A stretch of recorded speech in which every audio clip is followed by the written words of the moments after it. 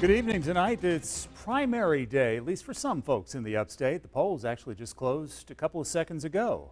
That's right. One race that we've been following is one which will decide who will challenge a sitting member of the Greenville City Council. 7 News reporter Tobias Rodriguez is joining us live with more on the candidates and the voters. Tobias.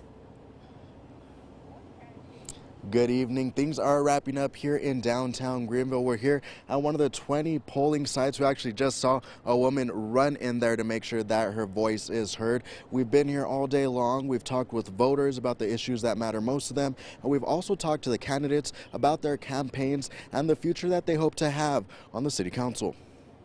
What I bring is experience and skills. This has been a campaign that's focused on inclusivity and representative government. Dorothy Dow and Lindsay Jacobs have been campaigning to win the Democratic primary for a chance to face Councilman George Fletcher in November. Voters who have followed this race say many issues brought them to the polls. We don't have affordable housing for seniors or some other people that can't afford to have new houses or rent. The rent is so high.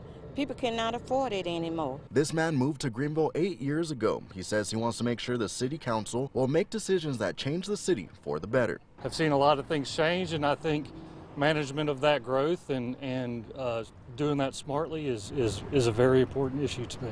Candidate Lindsay Jacobs lives in the Nicholtown community. She says her goal is to listen to every voter and make sure what the people in Greenville care about is being heard by the council. She says one of the big campaign issues is affordable housing. So for folks who own their home, we want to make sure that they're able to stay in their home if they want to. So that might mean money to help them fix up their house so that they're able to live out their life and then pass that on to their children. Candidate Dorothy Dow is a 30-year native of Greenville. As a small business owner, she says she would like to keep the momentum moving forward with Greenville's growth. And that we're business friendly and community friendly, and that we have all the stakeholders at the table as decisions are made. I love Greenville. I've been here 30 years and care about what it looks like 30 to 100 years from now.